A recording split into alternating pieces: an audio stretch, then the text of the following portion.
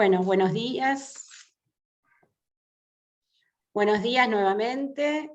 Les damos la bienvenida a todos y a todas a este espacio de conversaciones online 2022 del Centro Oro. Este es un año muy especial para nosotros porque es nuestro 50 aniversario. Y en función de eso hemos pensado una serie de actividades que reúnan distintas figuras y colegas que han pertenecido en otro momento a una institución y que ahora siguen perteneciendo a la misma. Entonces, en este espíritu es que hemos invitado en el día de hoy a Leonardo y a Mirta, en el marco de una temática transversal. Nuestra institución todos los años tiene un tema transversal para trabajar, y este año hemos elegido la invención, el tiempo y el porvenir en el 50 aniversario del Centro Oro. Por ello, ahora vamos a participar de este espacio y le paso la palabra a Norma Fernández, que es quien va a coordinar la actividad de hoy. Gracias. Bueno, buenos días. Hoy tenemos el gusto de compartir el espacio con Mirta Intellisano y Leonardo Leibson. Esta conversación, que es la primera conversación online del 2022, lleva por título La invención de la psicosis, del síntoma al equívoco. Y les voy a presentar a nuestros invitados. Voy a hacer una breve síntesis de sus extensos currículums. En primer lugar, Mirta Intellisano es psicoanalista, con actividad académica en varias cátedras y universidades, diversas publicaciones, conferencias, trabajo clínico y supervisión en hospitales. Y bueno, ella me pidió que destaque su actividad de redacción en Redes de la Letra y en ensayo y crítica del psicoanálisis, entre las múltiples actividades que ha realizado. Fue miembro de la James Joyce Society durante los 10 años de su existencia, y es miembro titular del Centro Oro, integrante del Departamento de Pacientes Graves, hasta hace poco, docente de la Escuela de Clínica Psicoanalítica del Centro. Y bueno, les presento a Leonardo, Leonardo Leibson, psicoanalista, médico por la UBA, especialista en psiquiatría de APSA, doctor en psicología por la UBA, es docente de grado y posgrado e investigador de la Facultad de Psicología de la UBA, miembro del Foro Analítico del Río de la Plata y de la Escuela de Psicoanálisis de los Foros del Campo Lacaniano, docente del Colegio Clínico del Río de la Plata, y también docente del Colorado Clinical College de Denver, Colorado, Estados Unidos, docente y supervisor también de varios servicios hospitalarios, y director médico del Hostal Casa de Medio Camino. Autor de La máquina imperfecta, ensayo sobre el cuerpo en psicoanálisis, los cuerpos, se me fue, perdón, se me fue los cuerpos freudianos y sus estados gozantes, y coautor de Maldecir la psicosis y La perfecta desnudez, conversaciones desde Alejandra Pizarnik, entre otras publicaciones. Bueno, vamos a comenzar con la exposición de Mirta Intellisano.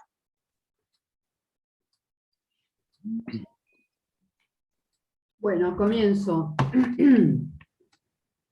Sí, se trata hoy de la invención y del equívoco. Leo se va a ocupar de la psicosis, yo me voy a arrimar más al síntoma. Invención es una palabra que circula mucho en estos tiempos, también es una palabra que tenía Lacan en los últimos seminarios para cuestiones que antes trataba con otros términos.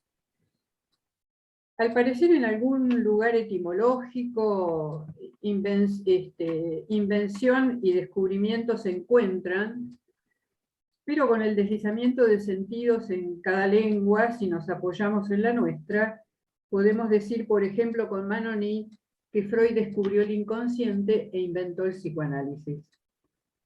Son sentidos que en algunos momentos pueden intercambiarse, lo que quiero decir que no es un concepto, y que sería deseable que no se convierta en esos ideales enquistados a ir buscando, sino algo que suceda por lo que se trabaja, ¿no?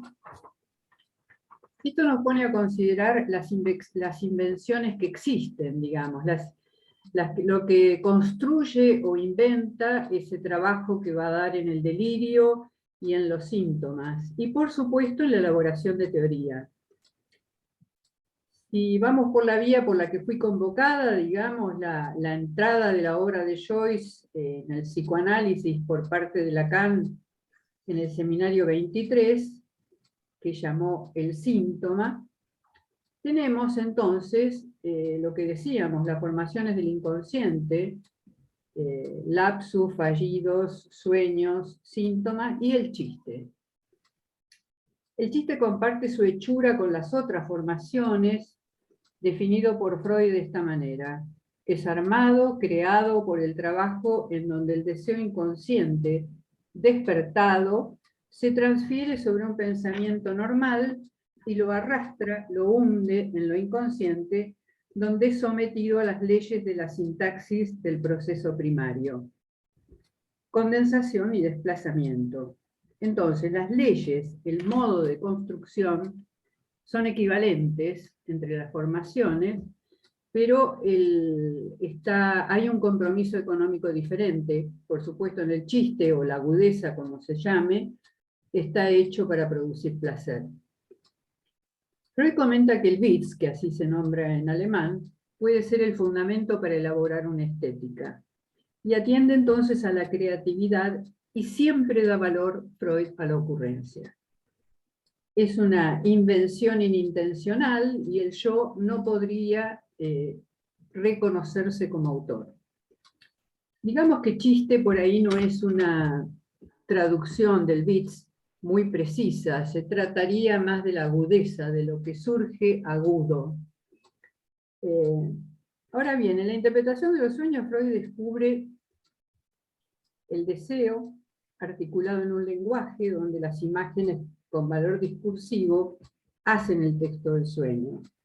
El descubrirlo consistió en la interpretación que permitió advertir la eficacia del deseo en ese trabajo en la producción misma del sueño, tanto como la eficacia de la interpretación cuando sucede, como en el caso de los síntomas, la remisión del síntoma. Es decir, esto pivotea sobre la equivocidad, el arma que tenemos para la interpretación. En el chiste, en la agudeza, están esos dos planos. En alemán es Witz, pariente del wit inglés, que apunta a la agudeza, al ingenio y al darse cuenta, al advertir, diciendo lo que la censura calla. En la agudeza también sabemos que consiste en un sentido diferente y que se produce por levantamiento de la represión. Con la misma equivocidad, los sentidos centellean en ese momento en donde se suspende el pensamiento y se precipita algún sentido sin anular los otros. El que no se anulen los otros y de algún modo persistan centellando, aunque se precipite uno de los sentidos, revela también el trabajo de la censura y el haber esquivado la censura. Para Freud el trabajo del chiste esquiva la censura, pero la fuente del placer la remonta al placer infantil de jugar con las palabras, al placer lenguajero, y toda la construcción intelectual en cualquier agudeza, en cualquier chiste, solo sería un modo de que sea aceptado ese placer infantil. Cuando ese juego es entre lenguas, y lo tenemos más patente en la obra de Joyce, ¿no? Se manifiesta la invención y los cambios que hacen a las lenguas, las contaminaciones que precipitan en palabras nuevas, es el hacerse y el renovarse de las lenguas vivas. Ahora, ¿cómo tomamos las formaciones del inconsciente y la invención que ahí se produce, y esta intrusión de Lacan en el campo del psicoanálisis, no sé si de la obra de Joyce, más bien del nombre de Joyce? A Lacan lo invitan a dar una conferencia en el 5º Simposio Internacional Joyce, y en esa conferencia se refiere, aunque no esté explícito totalmente, al Finnegan's Wake, a la última obra de Joyce, que compone cada palabra, ya lo había advertido Lacan en el Seminario 20, que se encuentra con que está hecho, con que cada palabra está armada, construida con un lapsus. Con cada letra escrita, con sonidos, y extremando una condensación que permite abrir a la diacronía. Ahora, si cada palabra se encontró escrita como lapsus, se trata entonces de una escritura a la manera de las formaciones del inconsciente. Entonces ahí afirma que Joyce da la esencia, la pasta del síntoma, y decide honrarlo nombrándolo por aposición, Joyce el síntoma. De ese modo del juego con el equívoco y con las palabras y con el cruce y la contaminación de palabras ya habían jugado siempre. Bueno, el siglo de oro español es típico de esto, pero en inglés ya estaban Shakespeare, estaban Lewis Carroll precisamente, ¿no? Y Lacan, una vez que dice esto, empieza a hacer un símil entre el síntoma y lo que está construido en el Finnegan's Wake. Lo que dice que el síntoma está hecho por interpretación, prescindiendo de ser interpretado, que se basa en su solución y en su goce, y entonces así la escritura del Finnegan permite constatar el goce de quien lo escribió, y no podría interpretarse, no podría leerse.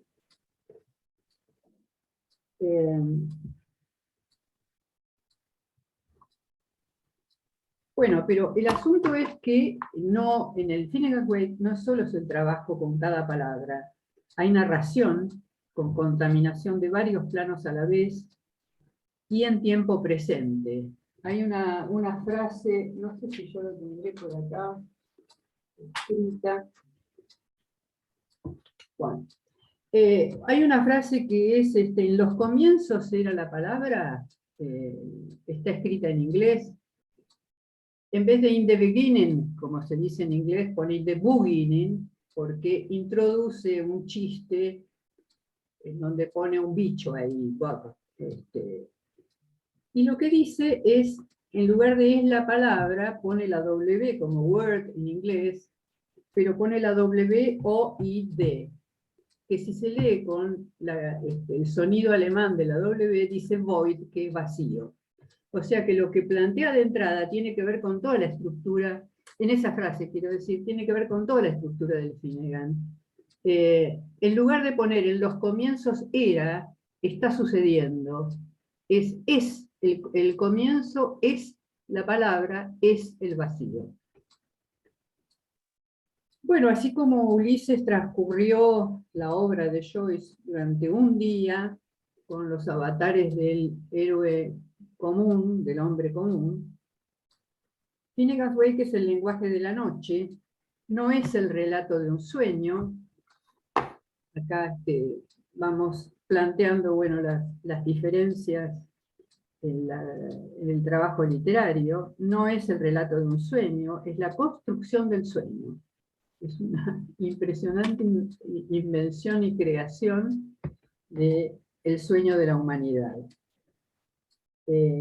Con el lenguaje de la noche, por eso resulta muy difícil entrar. pero al amanecer recupera la coherencia y restituye el discurso con el lenguaje del día.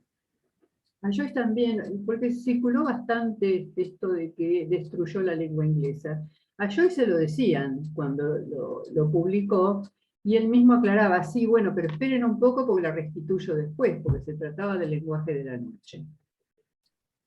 Pero bueno, esto lo que hace es dejar muy fuera de la lectura, es muy difícil de leer, no se lee como se lee todo lo demás de corrido, sino que implica entrar en el juego de qué es lo que se está jugando ahí. Es decir, que como en el chiste, requeriría estar en la parroquia de algún modo. En la época en que se publicó el Finnegan, hubo la gente culta europea tenía muy presente algunos hechos históricos y políticos, algunos estaban sucediendo en ese momento, tenían, se supone, la lectura de la literatura inglesa y de Dante y de los clásicos, como para ir reconociendo lo que se juega ahí. Voy a decir simplemente para no ocupar mucho tiempo, que se juega algo de la primera página de Finnegan para dar más o menos la estructura y para pasar algunas preguntas sobre lo que plantea Lacan sobre el síntoma, para que después podamos abrirlo y conversar. En la primera página, la primera frase inicia con una frase, con una palabra mezclada, en lugar de poner el río corre, pone todo junto, river run. Es decir, que de entrada los orígenes no son orígenes, sino que está sucediendo. Pasa por lo de Adán y Eva, dice, es curioso que ponga Eva primero y después Adán, y va corriendo hacia la bahía, que es donde va a desembocar el río Liffey, que es como el protagonista de esta obra, y llega hasta la colina de Howes. Acá está condensado este juego de diversos planos simultáneos en la construcción de la obra. A la manera de los mitos, la geografía, por ejemplo, la palabra Howes, que es la colina de Howes en Dublín, Joyce proponía que se pronunciara como es su origen, que es una palabra danesa, porque Dublín la fundaron los vikingos. Y lo que propone la narración de inicio es que están los héroes vikingos, el héroe vikingo y el héroe irlandés, Finn y Finn McCool, que se cae. Entonces la cabeza queda ahí y los pies quedan en la destilería de Guinness. Es una manera chistosa. Joyce mismo decía que cómo no se daban cuenta de que toda la obra era un chiste. Y bueno, y va escribiendo, ¿cómo podríamos decir? Compactando, entrecruzando, tejiendo toda la cultura occidental. Se basa, como habla de los orígenes y de Adán y Eva, empieza con la escritura de la Biblia, simultáneo con los mitos enlazados ahí, con la historia, con los anales de la historia de Irlanda. Y Dublín, que es protagonista en toda la obra de Joyce, en toda. En la primera página nomás, en lugar de los 7 días de la creación, están las 7 cosas que todavía no sucedieron en Dublín, y entre esas cosas entrelazadas aparecen la literatura inglesa del siglo XVIII, que es Lawrence Sterne con su Tristram Shandy y Jonathan Swift, uno sarcástico y el otro alegre. Digamos que el humor para arriba viene por ese lado en la obra. Y elige 2 autores del siglo XVIII, que es interesante porque hubo un autor italiano que propone que lo que hace Joyce es irrumpir en lo que venía como tradición de la novela del siglo XIX, más lineal, y vuelve a estallar con Joyce. Bueno, y entre todos los planos mezcla la historia de una familia. el dueño de una posada, la esposa que es Ana Livia, que ahí también míticamente es ella y es el río, los chicos y una chica, el marco de fondo que le permite la arquitectura mayor para armar la obra son los ciclos de la ciencia nueva de Jean-Baptiste Vico, y los mellizos, que van tomando, todos los personajes van tomando nombres distintos a lo largo de la obra. Los mellizos le van a permitir hacer jugar la teoría de los opuestos de Giordano Bruno. Bueno, para decir a grandes rasgos algo de lo que sucede ahí. Lacan, bueno, releva el síntoma, obviamente, lo que le hizo colocar el cuarto nudo, se lo hizo colocar el psicoanálisis, porque hay que partir del síntoma para poder interrogar algo. Remarca que el síntoma es el sostén de la falta, y en esta obra aparece por excelencia la falta, aunque está en toda la literatura, sin la falta no hay literatura, porque hace jugar especialmente que se trata de la caída del hombre, que se trata del pecado. Lacan aísla la palabra sin de síntoma porque es pecado en inglés. Se trata del dormir, del morir, del caer, del pecar, de la derrota, y también del levantarse, del renovarse, de la victoria, del despertar. Bueno, esta presentación de Lacan lo llevó a que le intrigara la obra de Lacan, la obra de Joyce, perdón, en donde declara quedar abrumado por todo lo que se escribió sobre esa obra. De hecho, en las bibliotecas de todo el mundo hay salas con obras relativas a la obra de Joyce. Pero bueno, nos podemos preguntar qué pasó con Lacan con Joyce.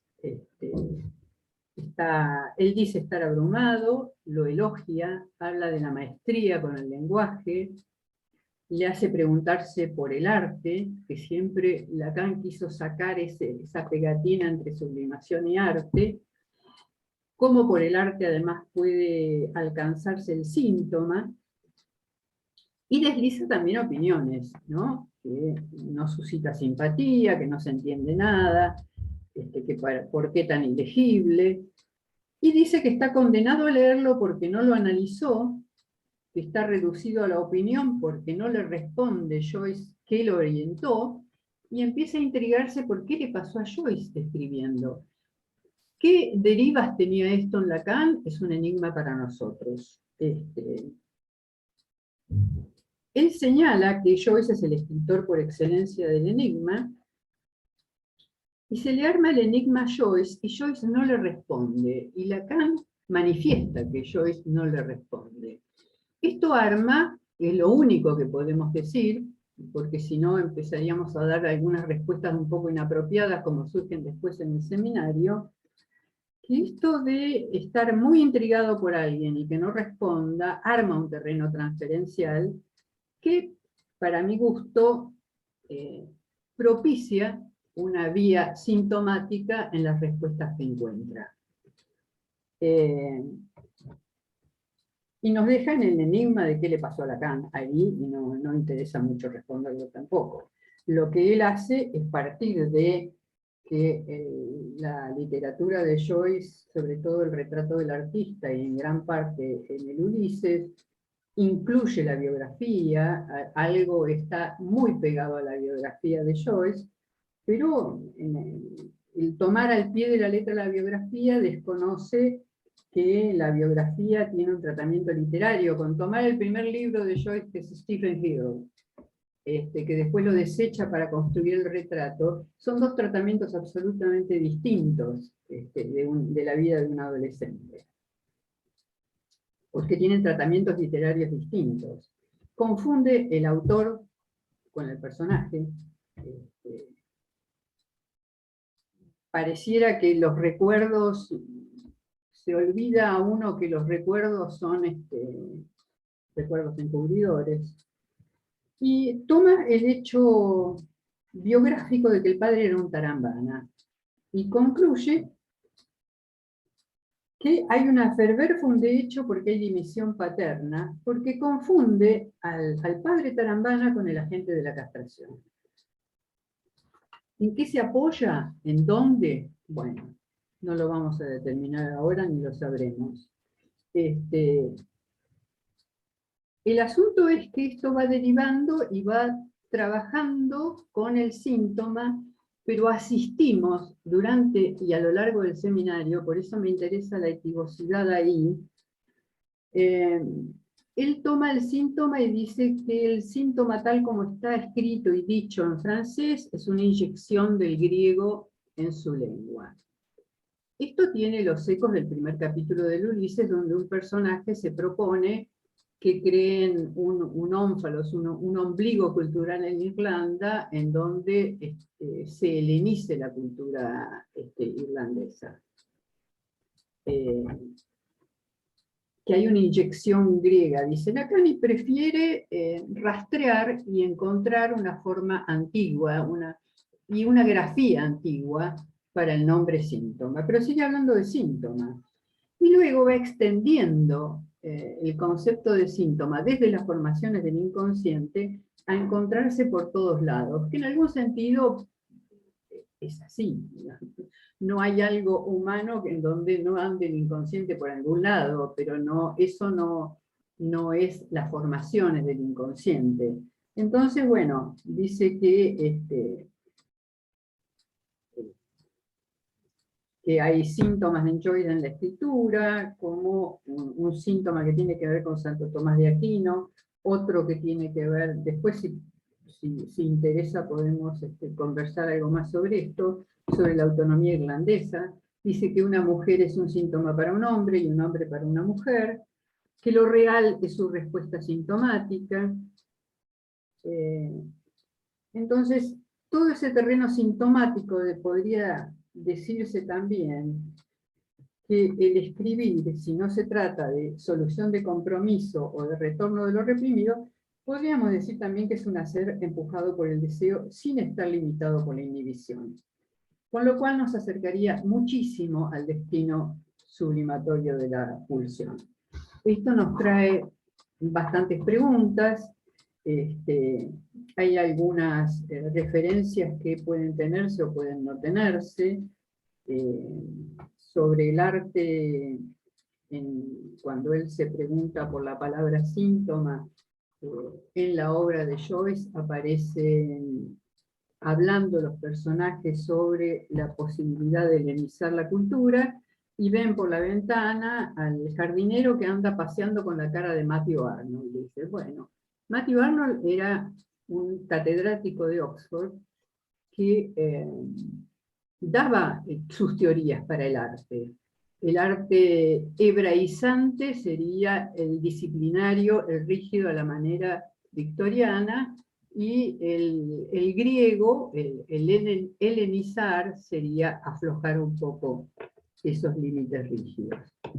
Bueno, de una manera muy condensada, para que tengamos tiempo de escucharlo a Leo y de conversar, acá está lo que les presento. Bueno, gracias Mirta. Entonces, escuchamos a Leonardo. Bueno. Una lástima, yo me quedaría escuchando a la Mirta 2 horas más. Porque escuchar a la Mirta hablar de Joyce es una de las pocas personas que yo he escuchado que tienen autoridad y autorización para hablar de Joyce. Y realmente es un gusto.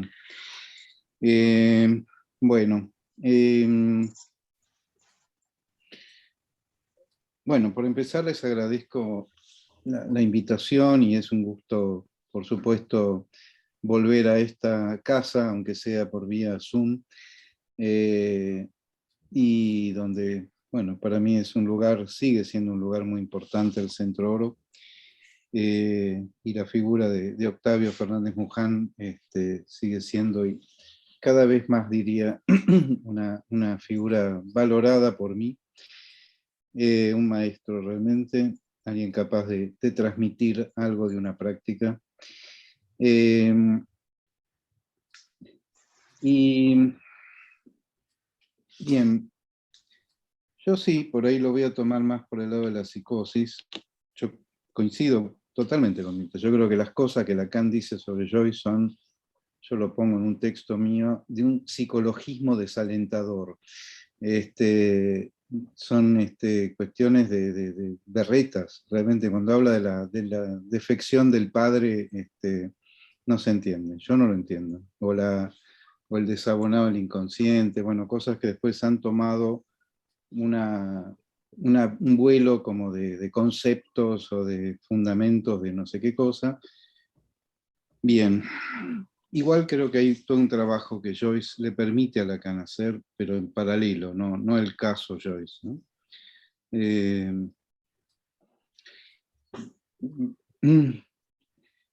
La pregunta que yo me hago es, tomando el título, ¿qué inventa la psicosis? ¿Qué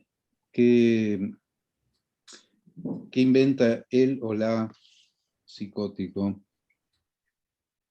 Dado que hay un viejo mito, entre el mito y el prejuicio, que es que los creadores son locos y los locos son creativos.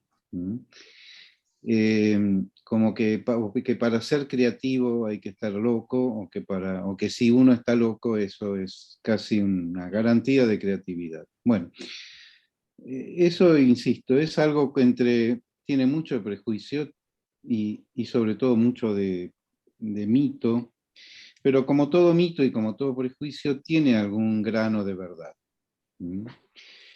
Y tiene que ver con algo que es un descubrimiento del psicoanálisis, que es un descubrimiento y una invención. Yo también pensaba esto de invención, por ejemplo, en francés, invención es una palabra que tiene ese matiz doble de descubrimiento y de invento, ¿no? Como lo usamos nosotros, de producción nueva. El psicoanálisis, y particularmente Freud, en sus primeros pasos con la psicosis, va a plantear una cosa totalmente nueva y revolucionaria en el campo del tratamiento de las llamadas enfermedades mentales, y es justamente que los síntomas no son solamente algo que funciona mal. O sea, que los síntomas no son meramente desperfectos de un mecanismo de relojería que debería funcionar acorde a ciertas reglas, sino que los síntomas, muy por el contrario, son el intento de solucionar, de resolver un problema o o por lo menos de plantearlo, de encontrar una respuesta o una solución, o al menos el planteo de un problema. Es así como Freud va a plantear en distintos lugares y de distintas maneras que el delirio, por ejemplo, el delirio psicótico, es un intento de curación. Lo dice con todas las letras, así como ha planteado antes todavía que el síntoma neurótico o los síntomas son la vida sexual de los neuróticos.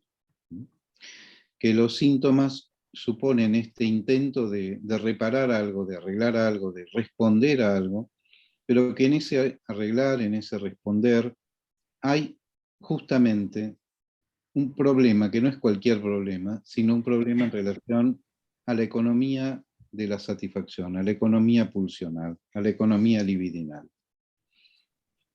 O sea, no es un problema metafísico, no es un problema práctico, si se quiere incluso. No es el cómo hago esto, sino, bueno, cómo hago con esto, en todo caso. Lo interesante es que Freud va a plantear, como decía, en varios lugares y de varias maneras, que el delirio en verdad no es una enfermedad, sino un intento de curación. Porque la verdadera enfermedad psicótica para Freud, el verdadero momento enfermo de la psicosis, o momento, si queremos decirlo así, patológico, aunque Freud no usa ese término, es un momento previo a la irrupción del delirio, y que tiene que ver justamente con que algo del mundo, de la realidad, del yo, del cuerpo, se le desarma al psicótico, se le disuelve al psicótico. Que justamente la psicosis consiste, en algún sentido, en ese modo de pérdida de la realidad. No porque la psicosis tenga el privilegio de la pérdida de la realidad, porque como ya también Freud lo subraya, el neurótico también está perdido de la realidad, o ha perdido algo de la realidad, o en relación a la realidad. Y, como señala Lacan, el problema no es la pérdida de la realidad, sino el resorte de lo que a ella se sustituye. O sea, el problema no es que se pierda la realidad, sino los modos en que eso se pierde, y sobre todo, o lo que podemos conocer realmente, es de qué modo la realidad se reconstruye.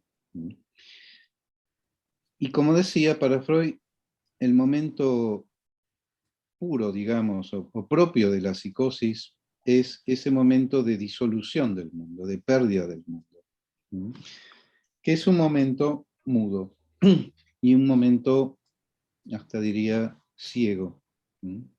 Es el momento en que no hay manifestaciones clínicas en positivo, hay manifestaciones, lo que se llama en psiquiatría, síntomas negativos. O sea, retracción, indiferencia, falta de contacto, mutismo, bueno, etc.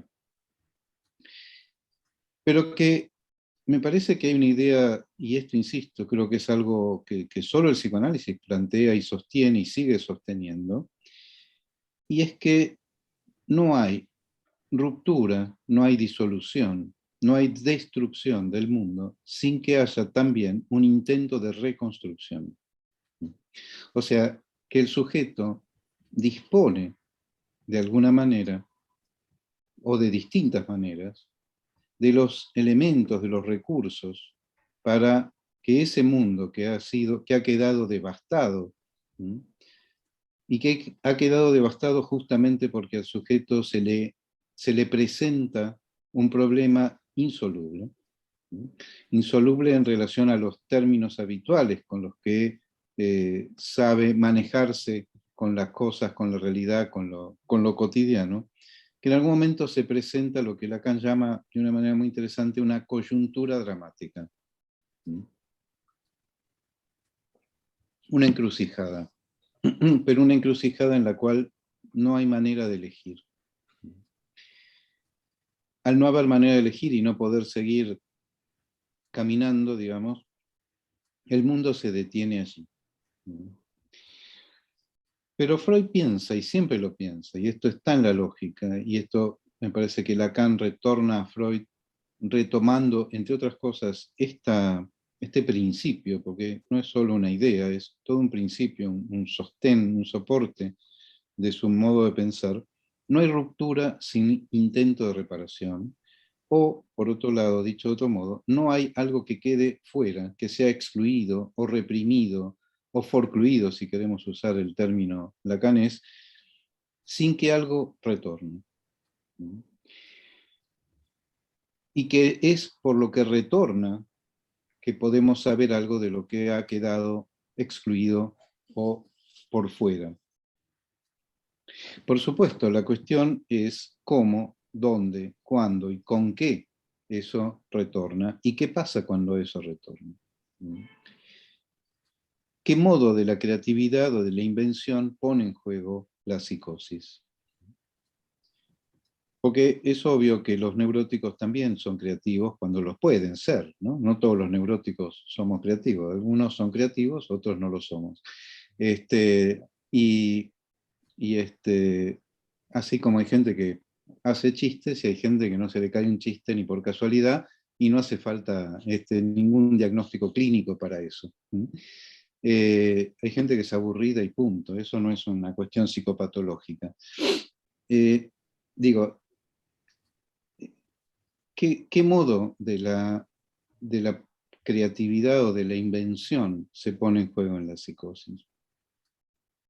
Freud tiene una frase muy linda en el texto acerca de Schreber, mal llamado historial, porque en rigor no es exactamente, o es un historial en todo caso de la lectura que Freud hace de Schreber, ¿no? De un tratamiento. Bueno, por ahí del tratamiento que Freud hace del texto de Schreber, pero ahí dice que cuando a Schreber se le disuelve el mundo, se le sepulta el mundo, Schreber se ocupa de reconstruir un mundo y dice, un mundo en el cual vivir le sea posible. O sea que no es cualquier mundo el que se puede reconstruir. Es un mundo en el que vivir le sea posible, o sea, un mundo en el cual esa encrucijada, esa coyuntura dramática con la que el sujeto se ha confrontado, o no tenga lugar, o tenga un lugar y algún tipo de tratamiento o de intento de respuesta, o de respuesta anticipada, o algo. Lo cual, por supuesto, no necesariamente es que eso sea logrado, o que eso sea económico para el sujeto. Sabemos muy bien que muchas veces ese intento de reconstrucción, esa creación de un mundo puede y acarrea un sufrimiento enorme, un padecimiento enorme, y hasta casi algo que se vuelve insoportable. Por eso uno puede decir, ¿cómo que se crea un mundo? Se crea un mundo y después ese mundo es imbancable. Sin embargo, hay una especie de prueba terapéutica, si me permiten el término, y es el siguiente. Muchas veces, cuando se medica a un psicótico, que viene atormentado por sus voces, o por las ideas que incluso le dicen matate, o las ideas que le dicen rompe todo, o las ideas que le ordenan cosas espantosas, es medicado. Y a veces, no siempre, a veces la medicación, los antipsicóticos, pueden promover un acallamiento de esas voces. E incluso cierto debilitamiento del delirio. A veces incluso lo que se llama una sopladura del delirio, ¿no? Como que algo viene y lo deja al sujeto sin delirio. ¿Qué pasa? No siempre, por supuesto, pero a veces, y a mí me ha pasado más de una vez, el paciente viene muy angustiado a pedir que le devuelvan eso. A pedir que así está peor. Entonces, por ello yo le he dicho a alguna paciente, pero como no era que esas voces y ese personaje no te dejaban tranquila y que era insoportable y que no te lo bancabas más y que esto y que lo otro, sí, dice, pero sin eso es peor. Porque sin eso estoy totalmente perdida, me dijo una vez una paciente. Sin eso no sé qué hacer. Y realmente no era una metáfora de eso, el estar perdida en esa circunstancia.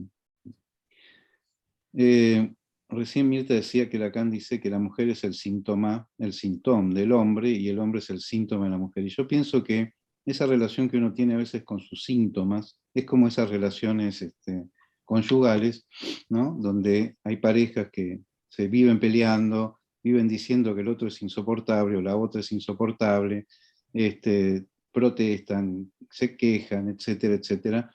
Y cuando uno les dice, bueno, ¿y por qué no se separa? No, dice, no, eso no podría. ¿No? Nunca, no, eso es imposible, impensable. Me parece que ese es el alcance que tiene esto de que la mujer es el síntoma del hombre. A ver, no me quiero extender demasiado en esto, pero en el título aparece del síntoma al equívoco. Y yo no quiero dejar de introducir un par de cuestiones acá. Por un lado, esta frase que Lacan dice, que Mirta recién mencionaba, en el seminario sobre Joyce, el seminario 23, dice, el equívoco es la única herramienta que tenemos contra el síntoma. Sin entrar en todos los detalles de si síntoma y síntomas son cosas diferentes o no, o que a veces Lacan usa síntoma como usa síntoma con la TH, ¿no? la otra grafía que usa en francés, que son homófonos, que nunca sabremos realmente cuándo Lacan dijo síntoma y cuándo Lacan dijo symptôme, bueno, pero que efectivamente juega con eso, con el sin del pecado, con el Saint Tom, con el Santo Tomás, con el Saint Tom Rule, bueno, todas las joyceadas que Lacan se manda con este término, que viene del griego, bueno, síntoma también viene del griego. La única herramienta contra el síntoma es el equívoco. Y que, como dice en algún otro lugar, la interpretación analítica opera solo por el equívoco. O sea, que la interpretación analítica no otorga sentido, sino que tampoco lo quita necesariamente, en todo caso lo equivoca, lo malentiende, lo hace ambiguo, lo desliza, lo erosiona. Contra el síntoma, además. Y me parece que ahí hay una cuestión interesante, porque a veces algunos autores, no todos, algunos autores plantean el síntoma como la gran solución, ¿no? El cuarto nudo, la estabilización, la suplencia, etc. Y efectivamente hay algo en esa idea del síntoma como reparación de un lapsus, esa idea de que algo, bueno, que estaría estallado vuelve a estar unido. Y sabemos que esto funciona así en muchas ocasiones. Lo que también me parece interesante es que esa no es necesariamente la mejor ni la última solución posible para un sujeto. Que el síntoma es un modo de reparación, pero que no deja de ser un modo de estar encadenado. Y en general a nadie le gusta demasiado estar encadenado. Por más que lo necesitemos y por más que añoremos cuando la libertad nos amenaza, añoramos las cadenas. Pero hay algo del equívoco, en tanto, además, es por el equívoco que la palabra abre su brecha. Dice en la tercera. La pregunta es, y esto me hace acordar a muchas discusiones que tuvimos con Mirta y otros colegas en esa institución que se llamó Ensayo y Crítica del Psicoanálisis, si hay equívoco en la psicosis o no. Si el psicótico tiene la posibilidad estructural de caer en el equívoco. Ojo, no solo de decir una cosa por otra, sino de que eso tenga un efecto subjetivo para eso, para quien lo dice. Sino que eso le vuelva de alguna manera, eso tenga algún tipo de repercusión, ya sea por algo que el propio sujeto pronuncia o por algo que aparece o que se dice en algún momento del análisis. Esto también tiene que ver con que la otra pregunta, si los psicóticos pueden hacer chistes, si los psicóticos pueden hacer poesía, bueno, sí, pueden, es un hecho. Digo, no todos, insisto, ¿no? Porque no todas las personas hacemos chistes, algunos sí, otros no. Pero que hay psicóticos que hacen chistes y que tienen un sentido del humor increíble y notable y envidiable, eso es así. Y que hay psicóticos que hacen poesía, bueno, está llena, cualquier biblioteca está llena de ejemplos de esa calaña. Y entonces, ¿por qué? ¿No se supone que si hay forclusión del nombre del Padre y entonces no hay metáfora paterna, entonces todos los no hay que seguirían de ahí? Bien, acá es donde la cuestión de la invención me parece interesante. Porque en eso que retorna, sí, hay forclusión del nombre del Padre, supongamos que estamos de acuerdo con eso. Pero si hay forclusión, hay retorno. Y eso que retorna, muchas veces, o siempre de alguna manera, trae algo de aquello que ha sido excluido. En eso que retorna, algo retorcidamente, lo que nunca es directo, lo que retorna nunca es igual a lo que se fue. Siempre hay una torsión en varios sentidos de la palabra, algo retorcido, algo trastornado, si quieren, algo que hay que ir a buscarlo muchas veces, o que hay que ver si se lo encuentra, pero que intenta producirse en esos modos del retorno. puede ser por la escritura, puede ser, y generalmente tiene que ver, por eso la práctica con psicóticos tiene dos momentos. Uno que es aburridísimo, y es el momento del desencadenamiento, porque ahí yo digo, no es así, pero yo digo, todos los psicóticos son iguales. ¿Sí? A todos los persigue alguien, o todos tienen una cosa en el cuerpo, o a todos les pasa alguna cosa espantosa. Pero tiene la otra parte, que tiene que ver justamente con esa invención del mundo. Y eso es infinito. Ahí los recursos y la posibilidad y la variedad es tan enorme, que ya sea con distintos pacientes o con el mismo paciente a veces. Porque no hay que olvidar que Lacan dijo muchas cosas sobre la psicosis, pero algunas muy geniales. Por ejemplo, que el delirio varía. Y varía principalmente, dice, por causas externas, lo hayamos quebrantado o no. Y que efectivamente, y esto es una cuestión que la experiencia nos muestra, las posibilidades de movimiento dentro de lo que es la estructura psicótica están. No siempre el movimiento es hacia donde uno quiere, por supuesto. No siempre el movimiento es hacia donde la familia querría, o las instituciones querrían. Ese es otro punto. Pero que esa posibilidad de movimiento no solo está, y acá quiero subrayar y detenerme, no solo está, sino que es necesario. Que el psicótico no puede dejar de crear y sostener lo que cree. Incluso cuando la creación sea una creación que uno de afuera puede verla y de lejos decir, es muy prosaico esto, o es muy elemental, o es muy torpe. Sí, a veces sí, pero no deja de serlo. Y que justamente el psicótico da testimonio, entre otras cosas, de cómo todos tenemos que estar creando y sosteniendo el mundo todo el tiempo.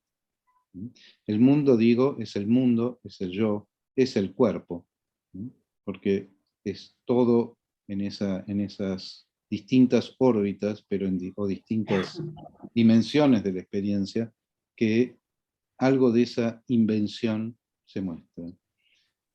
Me parece que esto es lo que le da no solo riqueza a la práctica con psicóticos, sino le sigue dando relevancia al descubrimiento psicoanalítico de la psicosis. O por lo menos lo que podemos pensar a partir de Freud y de Lacan y de algunos otros con respecto a la psicosis y sus mundos. Bueno, hasta acá para que podamos conversar. Gracias. Bueno, gracias Leonardo. Abrimos entonces un espacio de comentarios, de preguntas, de intercambio.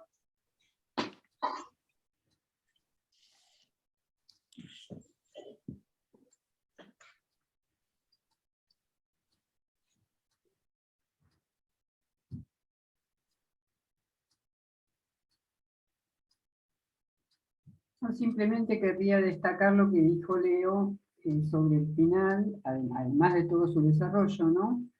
Esta cuestión del valor que pueda tener el retorno desde lo fortuito. A mí me parece que es como para tenerlo en cuenta, ¿no?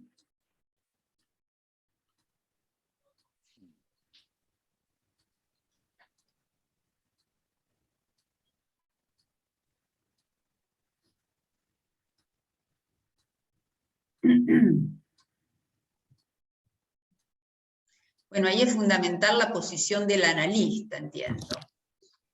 No sé si querés, Leonardo, extenderte un poquito acerca de ese punto, que me parece que es crucial.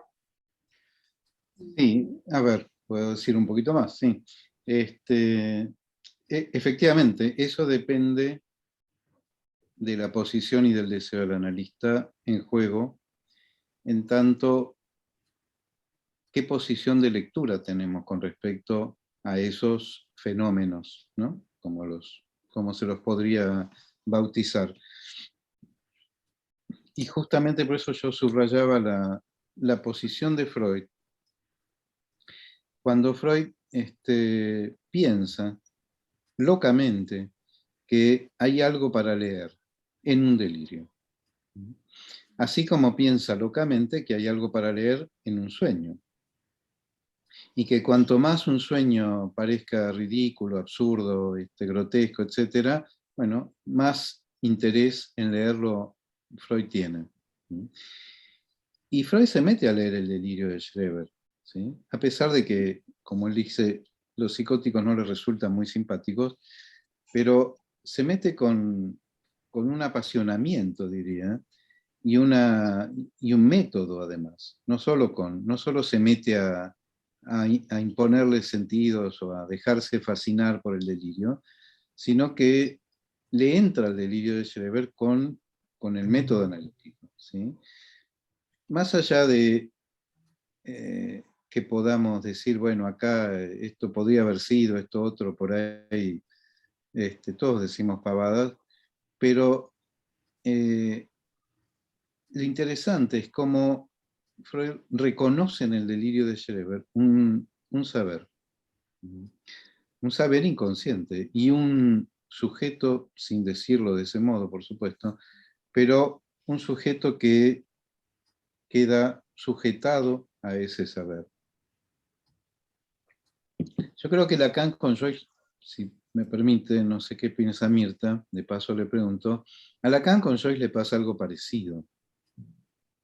Lacan supone en Joyce un saber. El problema es cuando Lacan en ningún lado dice Joyce es un psicótico.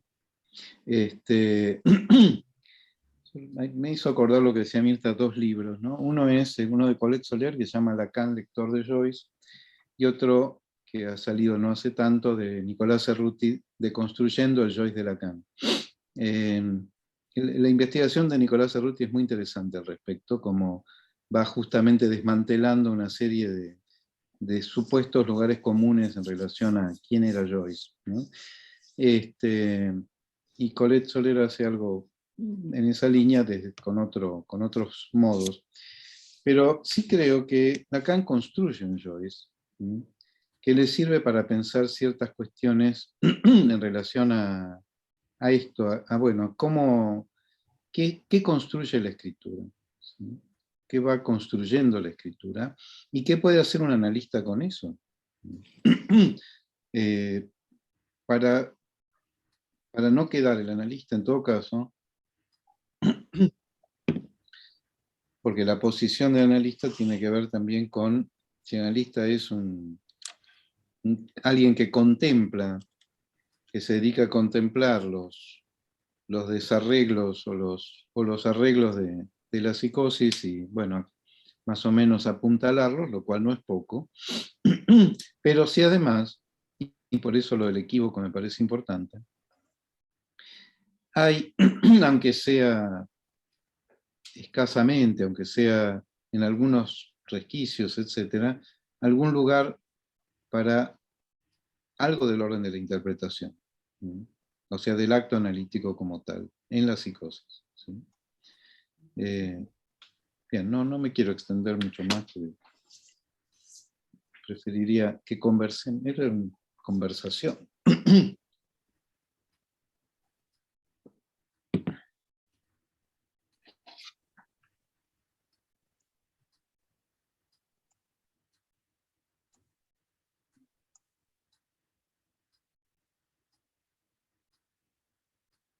¿Puedo hacer una pregunta?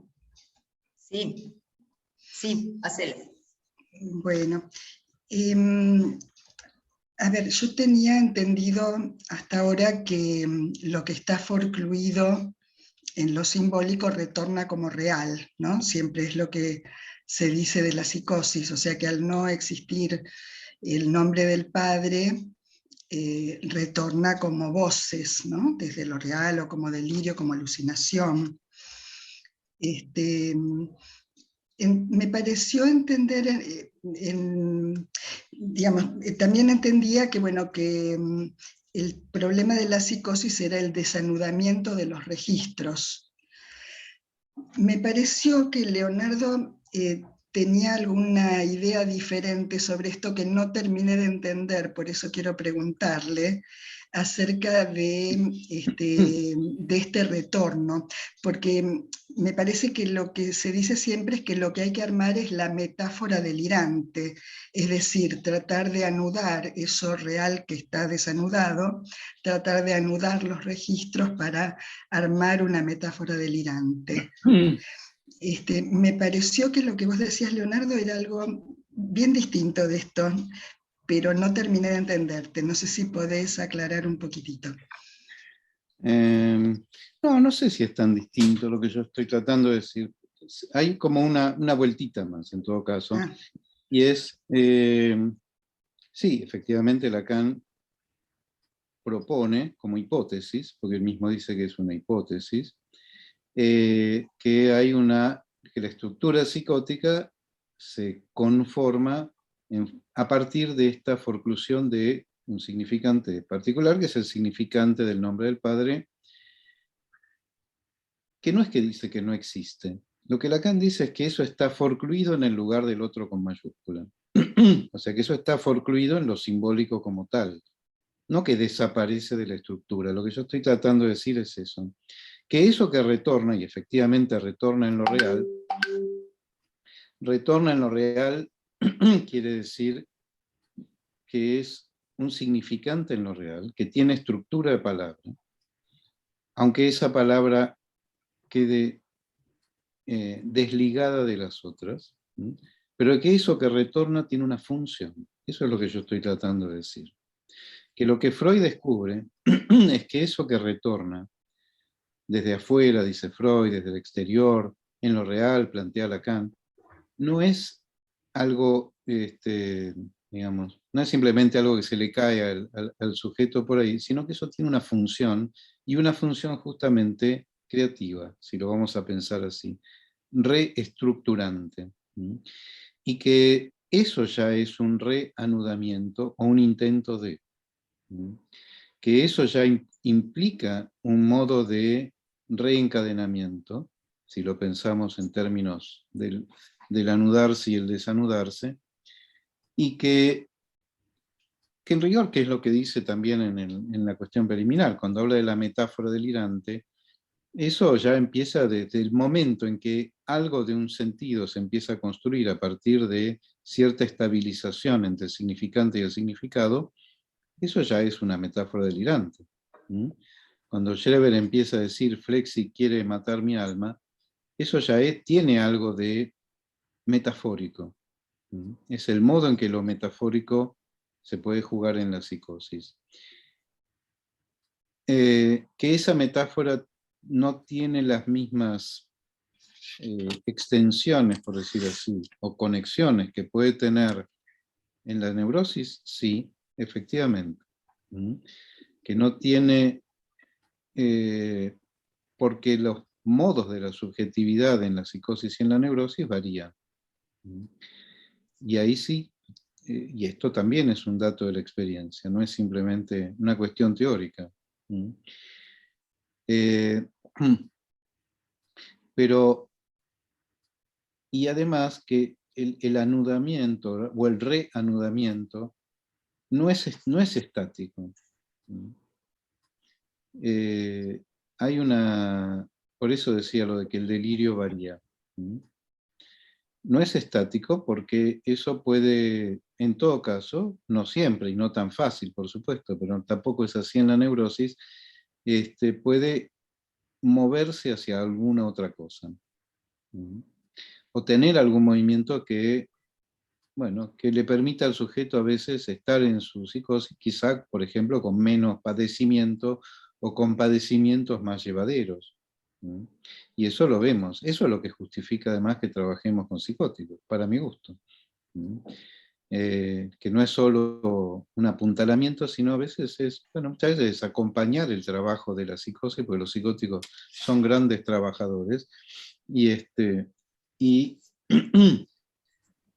y a veces la posibilidad de que le demos al sujeto un lugar donde su decir tenga algún valor y no sea considerado solo como una manifestación anormal, bueno, eso muchas veces vemos que da toda otra chance, de toda otra cuestión bueno, de cómo llevar su vida, por lo menos para algunos.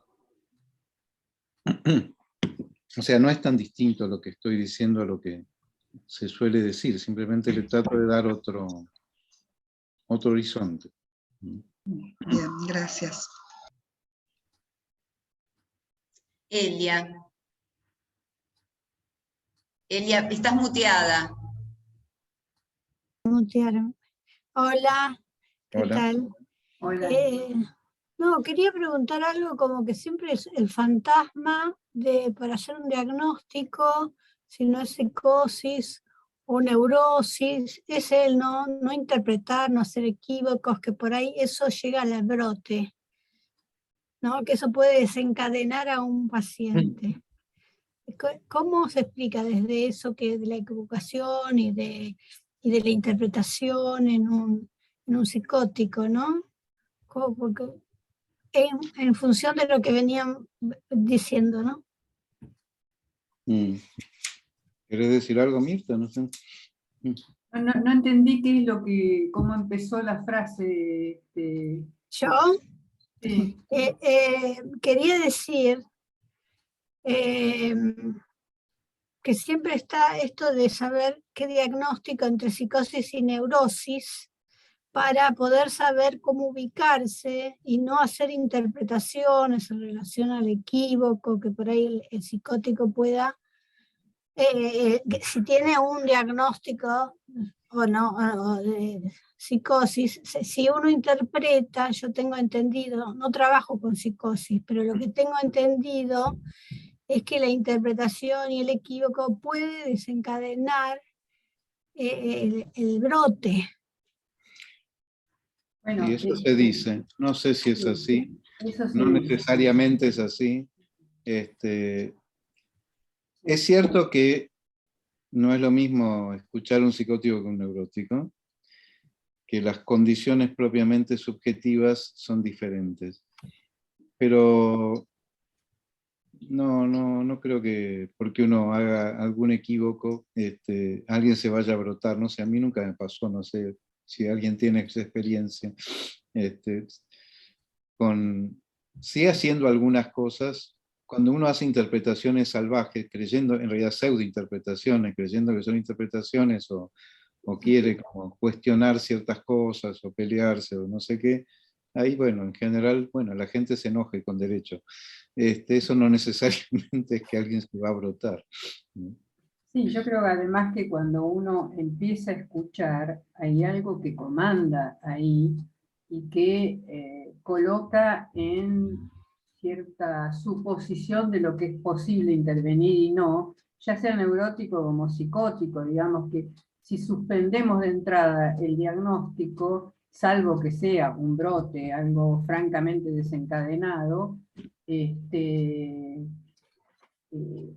mismo discurso va orientando las posibilidades de no tocar algo que no va a producir nada, digamos, o que no va a producir nada bueno.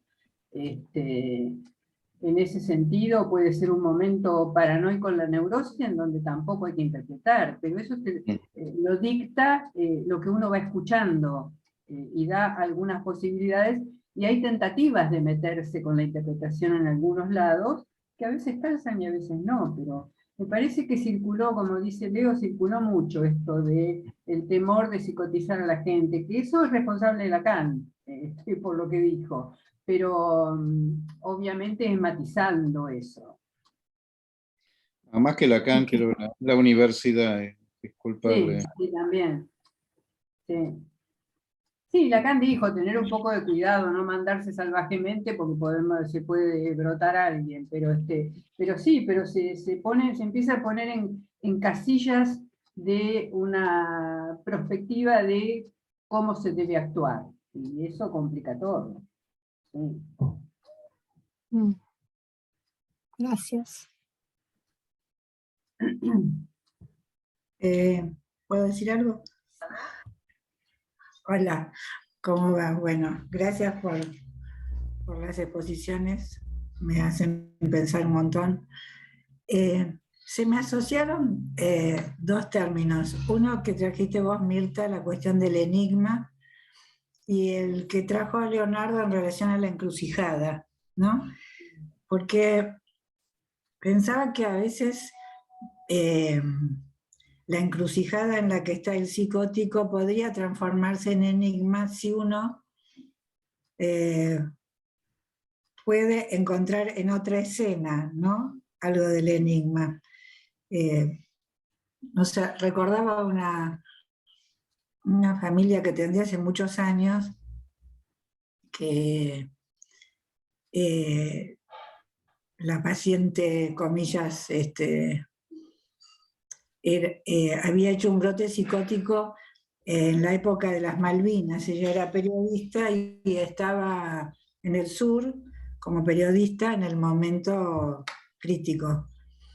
Y entonces hace un delirio que vienen los nazis. Bueno, no fue muy difícil después encontrar el enigma porque la familia era una familia judía que venía del Holocausto pero lo que sí fue todo un trabajo que pudiera desarmar algo no desarmar, sino encontrarle otro sentido a este delirio, que tenía que ver con una historia repudiada de una madre, de la abuela materna, que había quedado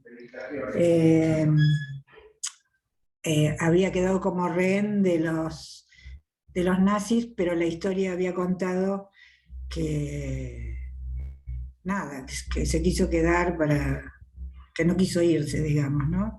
Y lo que estaba en juego era que en realidad le habían dejado, digamos, una historia repudiada familiar que nunca se había contado.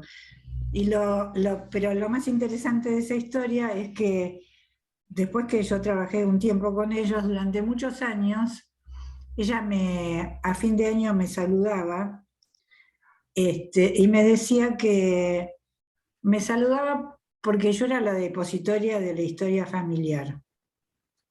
Hasta que la última vez que me saludó fue cuando se estaba por morir el padre y me dijo que estaba llamando a todos los que su papá tenía una deuda de gratitud. Y fue la última vez que tuve contacto con ella. Pero duró como 10 años estos llamados telefónicos. Digo porque algo se armó ahí, ¿no? En otra escena, en la situación transferencial. Y que yo sepa, esta piba quedó bastante, digamos, se estabilizó bastante, por decirlo de alguna manera. Entonces pensaba, les pregunto, no sé, se me asoció con esta historia que fue muy fuerte para mí. ¿Cómo pensar, ¿no? La cuestión de salir de la encrucijada a veces y transformarlo, no sé si es un enigma esto que estoy contando, ¿no?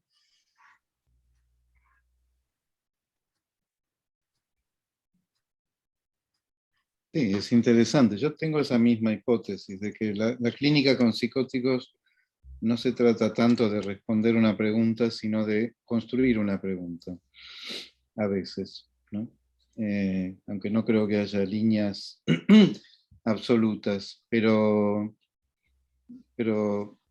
a veces se trata de eso, de poder construir, sí, una pregunta, un enigma, algo que tenga como esa función, porque en realidad el psicótico padece de respuestas. Tiene a veces demasiadas respuestas que necesita sacárselas de encima, ¿no? A veces los neuróticos también, pero de otro modo. Y eso que se le impone al psicótico tiene forma de respuesta, por eso tiene una función, pero, como decía, no necesariamente es ni la última, ni la mejor posible, y para eso, bueno, a veces puede venirle bien al psicótico conversar con un analista, ¿no? A veces. Y además hay momentos fructíferos, digamos, cualquiera sea con el discurso psicótico o en una neurosis en donde hay algo que no se conmueve, que no se mueve, hay momentos fructíferos donde alguien empieza a sospechar que puede haber otro sentido que el que le da. Aunque no lo piense de esa manera, hay algo que se abre y permite entrar otra cosa, ¿no? Ujú.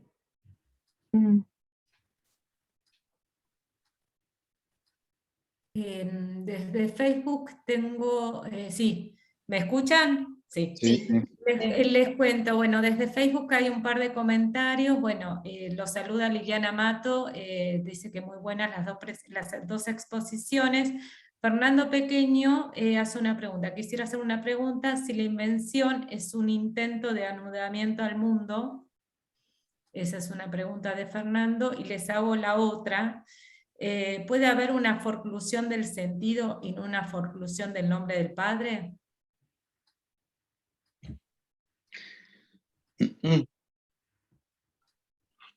Sí, el mundo es un nudo, diría Fernando.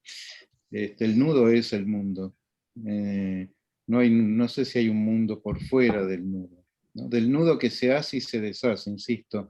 Me parece que también tendemos a pensar, tenemos a tener una idea muy estática del nudo. Lacan habló de la trenza, de algo que se va tejiendo, ¿no? Y destejiendo, y en ese tejerse y destejerse, bueno, le van ocurriendo todo tipo de accidentes, o de movimientos. Pero me parece que el mundo es el anudamiento mismo, ese trenzado, esa textura que se va armando. Si hay forclusión del sentido y no del nombre del Padre, no sé. La verdad, no lo entiendo eso yo.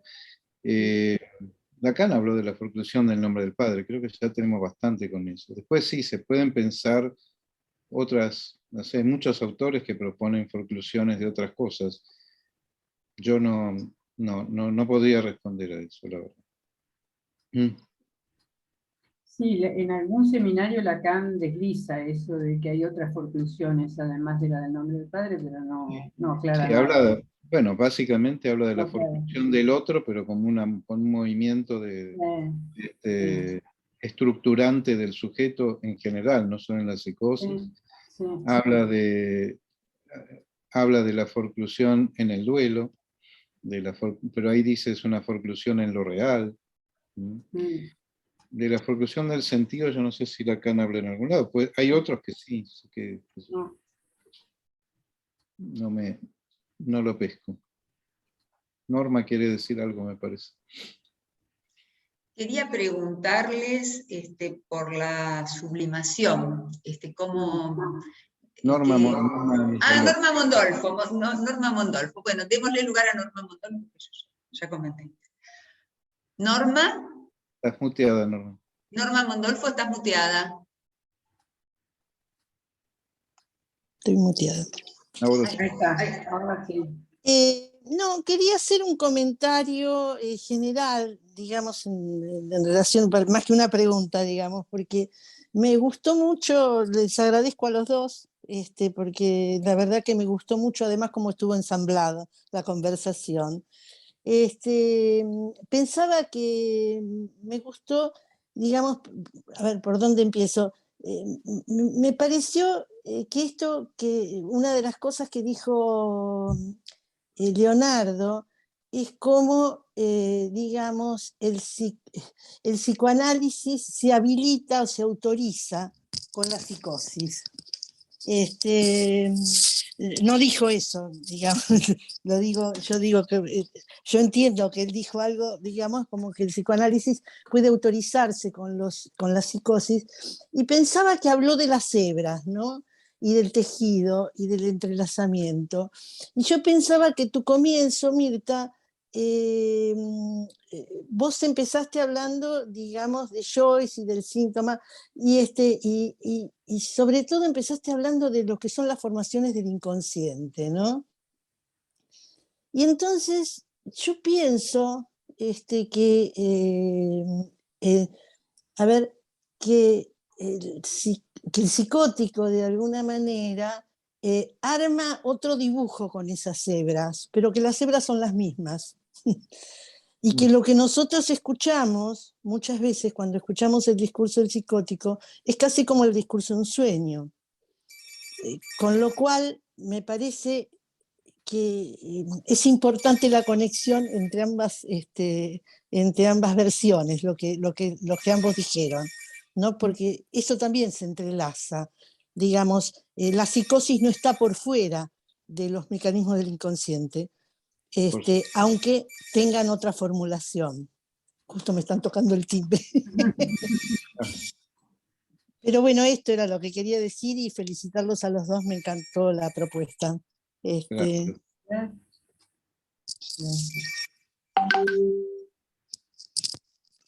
María quiere hacer un comentario y sería la última intervención por la hora en la que estamos.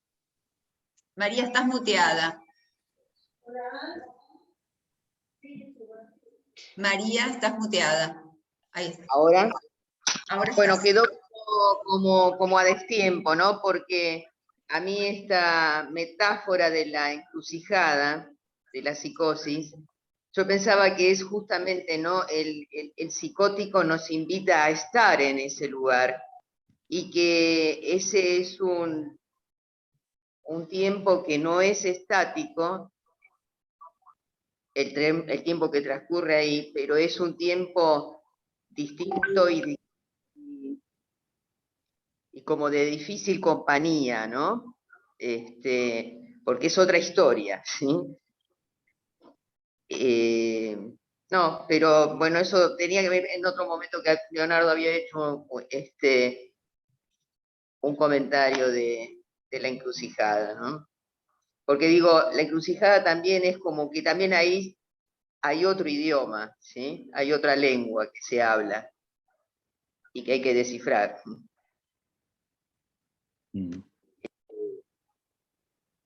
Eso. Sí. Bueno, esto de las lenguas tiene que ver con lo que decía Mirta y de Joyce y de otros, ¿no? Que encuentran otros modos del decir. ¿Sí? Eso también es muy interesante. ¿No, Mirta? Así es.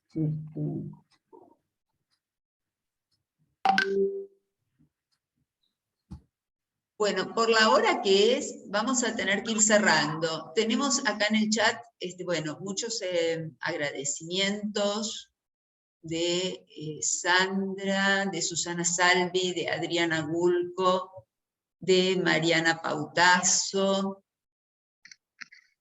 Y bueno, no sé, los tenemos que invitar otra vez para continuar charlando. Sí, en Facebook también hay varios saludos y agradecimientos. Y estamos sobre la hora, así que muchos ya están con el reloj y el timing de las actividades que siguen. No sé, Norma, si querés decir algo más. No, me parece que cerramos acá. Cerramos acá, les agradecemos. Relanzaremos este encuentro en otro momento, que no sé si es un segundo, es otro momento, y en general los invito a nuestra próxima conversación, que es el próximo viernes 10 de junio. Así que allí vamos a trabajar sobre la implicación del analista y el entramado social. Vamos a conversar con Adriana Gulco y con Silvia Yupac, y esta temática va a estar centrada en cuestiones relativas a género y a prejuicios del analista. Así que bueno, los esperamos prontamente en este espacio. Nos vemos. Gracias. Gracias a todos. Gracias. Hasta luego.